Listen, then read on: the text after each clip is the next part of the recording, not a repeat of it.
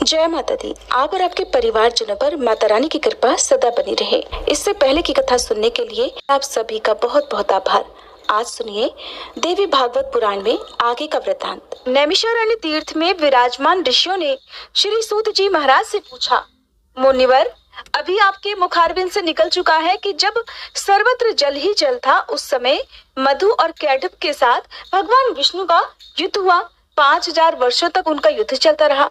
अब प्रश्न ये होता है कि अत्यंत पराक्रमी, किसी प्रकार हार न मानने वाला और देवता भी जिन्हें ना जीत सके, ऐसे वे दानव उस एकार्णव जल में उत्पन्न हो ही कैसे गए? हे महाप्राज्ञ, वे दानव क्यों उत्पन्न हुए और किस कारण भगवान ने उनकी जीवन लीला समाप्त कर दी? अब यह बताने की भी कृपा कीजिए। ये प्रसंग बड़ा ही विलक्षण जान पड़ता है।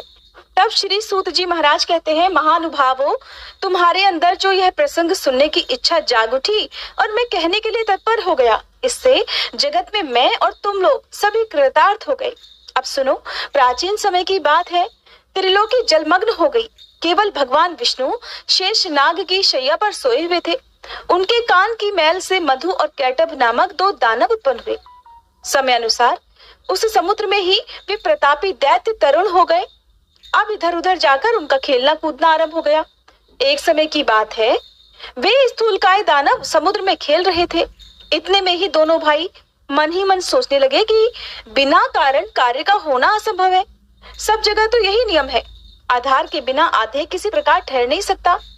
हमें तो यही लगता है कि आधार ध्येय भाव सर्वथा सिद्ध है। अब ये अगाध जल किस पर ठहरा हुआ होगा जिस पर हम इतना सुख महसूस करते हैं? किसने इस जल की उत्पत्ति की और क्यों की? इस जल में हम कैसे आ गए, या फिर हम क्यों उत्पन्न हुए हैं? और हमारे जन्मदाता कौन है? अगर हमारे जन्मदाता हैं, तो फिर हमारे जन्मदाता पिता कहाँ हैं? इसी तरह के बहुत सारे प्रश्न उन दोनों के मन में उत्पन्न हुए। फिर उन्होंने निश्चय ये किया कि अब हमें इस बात को भी अवश्य ही जान लेना चाहिए। सूत जी कहते हैं कि स्थिति जानने के लिए इस प्रकार का प्रयास करने पर भी मधु और कैटभ किसी निर्णय पर नहीं पहुंच सके। उस समय मधु अपने भाई कैटभ के पास ही उपस्थित था, तो वह उससे कहने लगा कि भैया मधु, इस जल में हमारी सत्ता कायम रखने वाली भगवती शक्ति है। उनमें अपार बल है और वे शक्ति कभी नष्ट नहीं होती, और मेरी समझ से तो वे ही इस कार्य के कारण है, और उन्होंने ही इस विस्तृत जल की रचना की है, और उन्हीं के आधार पर ये जल भी ठहरा हुआ है। वे ही परम आराध्या शक्ति हमारी उत्पत्ति का कारण होंगी। इस प्रकार वास्तविक रहस्य जानने के लिए मधु और कैटभ का मन बड़ा व्यस्त था। अभी बुद्धि किसी निर्णय तक उनकी पहुंची नहीं कि इतने में ही आकाश में गूंजता हुआ सुंदर बाग बीज सुनाई पड़ा। सुनकर वे दोनों उसका ही अभ्यास करने लगे। तब उस बाग बीज की आकृति आकाश में इस प्रकार चमक उठी मानो बिजली कौंध रही हो। फिर तो उन्होंने विचार किया कि यही मंत्र है और इसमें कुछ भी संदेह करने की बात नहीं। जब उन दोनों ने ध्यान लगाया तो उसी सगुण मंत्र की झांकी भी उपलब्ध हो गई। अब तो वे उसी मंत्र का ध्यान और जप करने में लग गए। उन दोनों ने अन्न जल त्याग दिया, मन और इंद्रियों पर विजय प्राप्त कर ली। इस प्रकार उन दोनों ने ही 1000 वर्षों तक बड़ी कठिन तपस्या की। फिर तो वे परम आराध्या शक्ति मधु और कैटभ पर प्रसन्न हो गई। मातुमा होती है, जो भी उनकी भक्ति करता है या फिर जो भी उन्हें प्रसन्न करने के लिए कठिन तपस्या करता है, वो उसकी सभी इच्छाएं तो पूर्ण करती ही है। तो इस प्रकार जब देवी प्रसन्न हो गई, तब वे जिस स्थान पर निश्चिंत होकर तप कर रहे थे, उनकी स्थिति देखकर शक्ति का मन कृपा से ओतप्रोत हो गया। फिर आकाशवाणी होने लगी कि दैत्यो, तुम्हारी तपस्या से मैं प्रसन्न हूँ। स्वेच्छा अनुसार वर मांगो, मैं उसे पूर्ण अवश्य ही करूंगी। श्री सूत जी कहते हैं कि इस प्रकार की आकाशवाणी सुनने के बाद मधु और कैटभ ने कहा, सुंदर व्रत का पालन करने वाली हे देवी, आप हमें इच्छा अनुसार वर देने की कृपा करो। और हमारी इच्छा यही है कि हम स्वेच्छा से मरना चाहते हैं। जब तक हमारी इच्छा ना हो तब तक कोई हमें मार ना सके। आकाशवाणी हुई कि दैत्यों, मेरी कृपा से इच्छा करने पर ही मृत्यु तुम्हें मार सकेगी, ये निश्चित है। देवता और दानव, किसी से भी तुम दोनों भाई कभी पराजित नहीं हो सकोगे। सूत जी कहते हैं, देवी के इस प्रकार वर देने पर मधु और कैटभ को अत्यंत अभिमान हो गया। अब वे समुद्र में जलचर जीवों के साथ क्रीड़ा करने लगे। मुनिवरों, कुछ समय के बाद एक दिन अनायास ही प्रजापति ब्रह्मा जी पर उनकी दृष्टि पड़ गई। उस समय ब्रह्मा जी कमल के आसन पर विराजमान थे। मधु और कैटभ में अपार बल था। ब्रह्मा जी को देखकर उन्हें बड़ा हर्ष हुआ। उन्हीं के साथ युद्ध करने की इच्छा प्रकट करते हुए अब वे देखिए ब्रह्मा जी से कह रहे हैं कि सुवृत, तुम हमारे साथ युद्ध करो। अगर लड़ना नहीं चाहते तो इसी क्षण जहां इच्छा हो वहां चले जाओ, क्योंकि जब तुम्हारे अंदर शक्ति ही नहीं तब इस उत्तम आसन पर बैठने का तुम्हारा अधिकार भी कहाँ है। मधु और कैटभ की ये बात सुनकर अब तो ब्रह्मा जी को बड़ी चिंता हुई। उनका तो सारा समय तपस्या में ही बीता था, इसलिए अत्यंत शूरवीर मधु और कैटभ को अपने सामने देखकर उन्होंने सोचा कि अब मैं क्या करूं। उनके मन में बड़ी चिंताएं उठने लगी और वे स्वयं तो किसी निश्चय पर पहुंच नहीं सके। सूत जी कहते हैं कि मधु और कैटभ बड़े बलवान थे। उन्हें देखकर ब्रह्मा जी कोई उपाय सोचने लगे। सभी शास्त्रों के तो वो पूर्ण जानकार थे ही। युद्ध संबंधी साम दाम दंड और भेद आदि अनेकों उपाय उनके सामने आए। सोचने लगे कि इन राक्षसों में वास्तविक कितना बल है ये तो मैं बिल्कुल नहीं जानता। शत्रु का बल जाने बिना युद्ध में प्रवृत्त हो जाना बिल्कुल ठीक नहीं समझा जाता।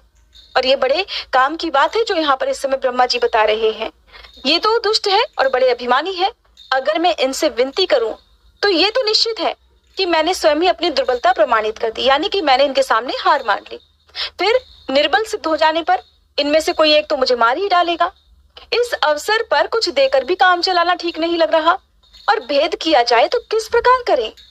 इसलिए अब शेष नाग की शैया पर सोए हुए जो भगवान विष्णु हैं, मुझे इन्हें ही जगाना चाहिए, क्योंकि इनकी 4 भुजाएं हैं, असीम बल है और ये ही अब मेरा दुख दूर कर सकेंगे।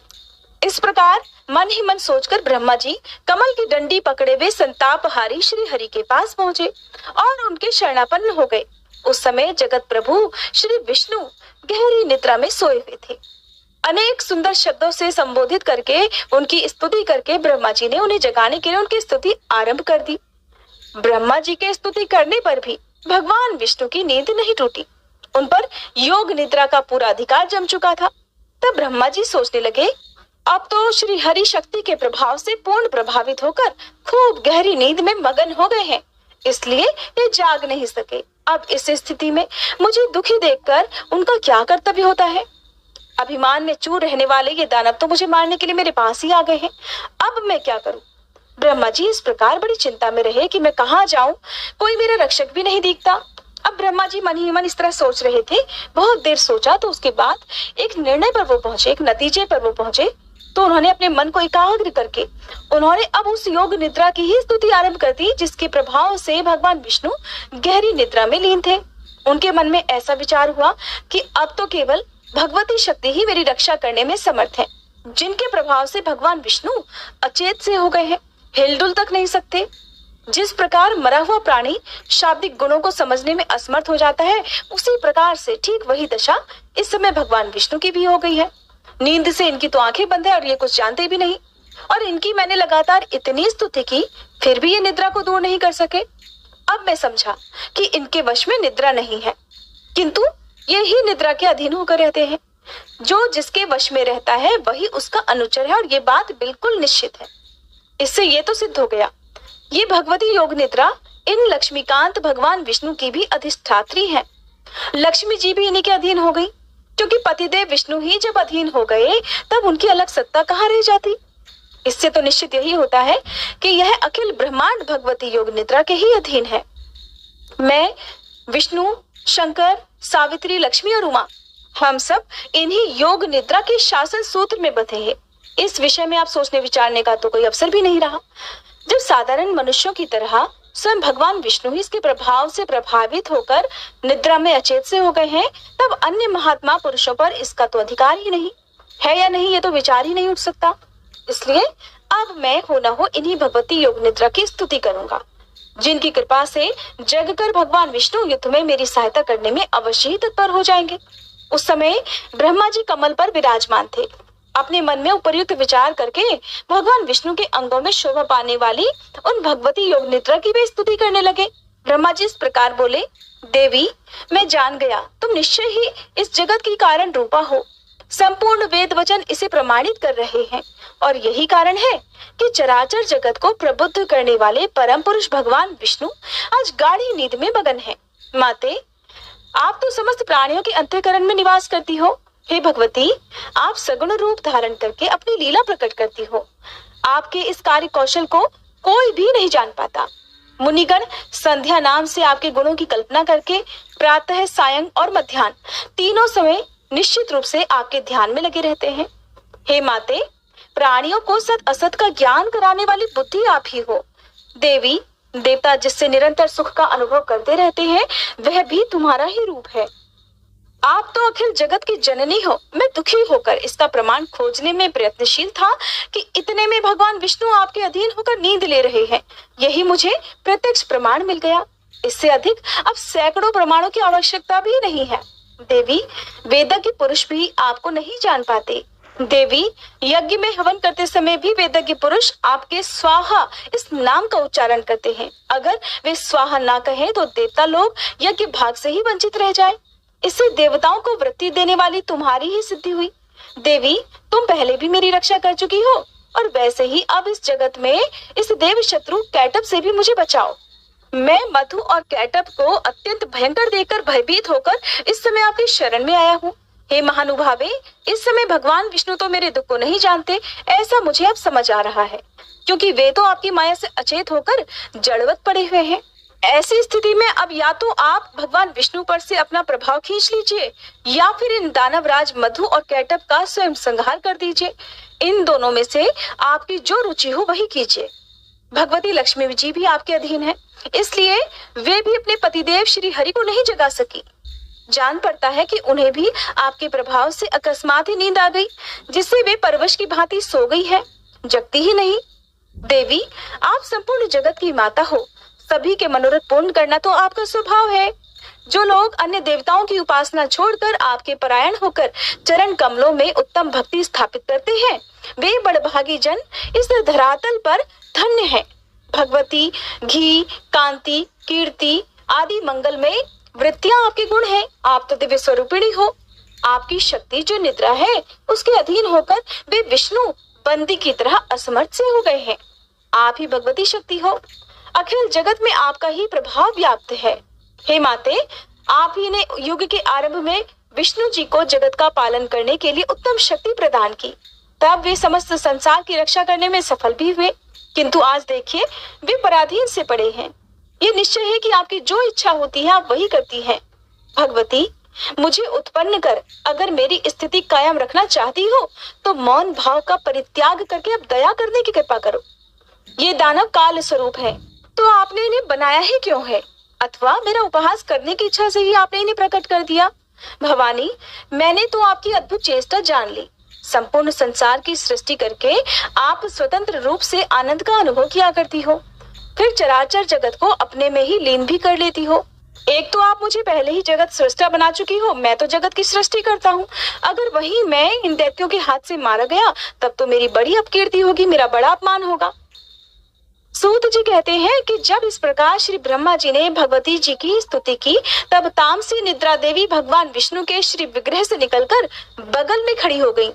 अब अमित पराक्रमी भगवान श्री हरि के सभी अंगों से निद्रा देवी का अधिकार भी उठ गया। मधु और कैटब के संहार के लिए ही भगवती योग निद्रा ने ऐसी कृपा की थी। फिर तो भगवान विष्णु जब अपने शरीर को हिलाने डुलाने लगे, तब उनके दर्शन करके ब्रह्मा जी आनंद विभोर हो उठे। साथ ही उन्होंने श्री हरि की परिक्रमा आरंभ कर दी। ऋषियों ने पूछा, हे महाभाग सूत जी, इस कथा प्रसंग को जानकर तो हमें बड़ा ही आश्चर्य हो रहा है, क्योंकि समस्त वेदों और पुराणों ने तो यही निर्णय किया है कि ब्रह्मा, विष्णु और शंकर यही तीनों सनातन देवता हैं। इनसे बढ़कर इस ब्रह्मांड में दूसरा कोई देवता है ही नहीं। और ब्रह्मा जी तो सारे संसार की सृष्टि करते हैं।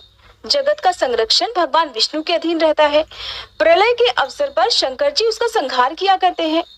इस जगत प्रपंच के ये ही तीनों देवता कारण हैं। ये वास्तव में एक ही है, किंतु कार्यवश सत्व, रज और तम आदि गुणों को स्वीकार करके ब्रह्मा, विष्णु और शंकर जी के नाम से विख्यात होते हैं। इन तीनों में परम पुरुष भगवान विष्णु सबसे श्रेष्ठ है। ये जगत के स्वामी और आदि देव कहलाते हैं। उनमें तो सब कुछ करने की क्षमता है। दूसरा कोई भी देवता उन अतुल तेजस्वी श्री विष्णु के समान शक्तिशाली नहीं है। फिर ऐसे सर्वसमर्थ परम प्रभु भगवान श्री विष्णु योग माया के अधीन होकर सो कैसे गए? महाभाग, हमें तो ये महान संदेह हो रहा है। इस मंगलमय प्रसंग को सुनाने की कृपा कीजिए। हे मुनिवर, आप पहले जिसकी चर्चा कर चुके हैं और जिसने परम प्रभु विष्णु पर भी अपना अधिकार जमा लिया, वह कौन सी शक्ति है, कहाँ से उसकी सृष्टि हुई और उनमें इतना पराक्रम कैसे हो गया और उनका क्या परिचय है, ये सब बताने की कृपा करें। जो सबके स्वामी हैं, जगत के गुरु हैं, सबकी आत्मा है, परम आनंद स्वरूप है, जो सबकी सृष्टि करते हैं, सबका संरक्षण करते हैं, रजोगुण से रहित है, सर्वत्र विचर सकते हैं, परम पवित्र परात्पर हैं, ऐसे भगवान विष्णु विवश होकर कैसे नींद में अचेत हो गए? आप में तो अप्रतिम ज्ञान भरा है, इसलिए हे सूत जी महाराज, हमें ये जो महान संदेह हो रहा है, इसे आप अपनी ज्ञानमयी तलवार से काटने की कृपा करें। श्री सूत जी कहते हैं, मुनिवरों, चराचर सहित इस त्रिलोकी में कौन ऐसा है जो इस संदेह को दूर कर सके? ब्रह्मा जी के पुत्र नारद, कपिल आदि दिव्य महापुरुष भी इस प्रश्न का समाधान करने में निरुत्तर हो जाते हैं। इसलिए हे महानुभावों, ये प्रश्न तो बड़ा ही गहन और विचारणीय है। इसके संबंध में मैं भला कह ही क्या सकता हूँ?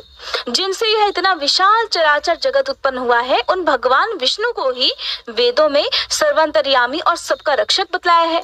इसलिए वैदिक सिद्धांत को मानने वाले सभी लोग उन परम प्रभु भगवान नारायण के चरणों में मस्तक झुकाकर उन्हीं की उपासना करते हैं। ऐसे ही कुछ लोग शंकर जी के उपासक हैं। महादेव, शंकर, शशि शेखर, शूलपाणी, वृषभध्वज, कपर्दी और गौरी देहार्तधारी आदि नामों से भगवान शिव वेदों में विख्यात है। वे सदा कैलाश पर्वत पर रहते हैं। उनमें सारी शक्तियां निहित हैं। भूतगण उन्हें चारों ओर से घेरे रहते हैं। उन्होंने दक्ष का यज्ञ विध्वंस कर दिया था। महानुभावों, इसी प्रकार अनेकों वेदों के पुरुष प्रतिदिन प्रातः, सायं और मध्याह्न काल में तरह तरह के स्तोत्रों का पाठ करके उनके द्वारा सूर्य की उपासना करते हैं। वे मानते हैं कि संपूर्ण वेदों में सूर्य की उपासना को ही उत्तम माना गया है। उन्हीं महाभाग का नाम परमात्मा भी है। वैसे ही कुछ वेदा के पुरुषों का कहना है कि वेदों में सब जगह अग्नि की उपासना की गई है। विद्वान पुरुष ऐसा कहते हैं कि पुराणों ने भी घोषणा की है कि ब्रह्मा जी में सृष्टि करने की शक्ति है और विष्णु जी पालन करने में समर्थ हैं और शंकर जी संहार करने में कुशल हैं। सूर्य जगत को प्रकाश देते हैं। शेष और कच्छप पृथ्वी धारण किए रहते हैं। अग्नि में जलाने की और पवन में हिलाने डुलाने की शक्ति है और इन सब में जो शक्ति विराजमान है वही आद्या शक्ति है। उसी के प्रभाव से शिव जी भी शिवता को प्राप्त होते हैं और अगर यही शक्ति उन सबसे अलग हो जाए तो वे अकेले कुछ भी नहीं कर सकते।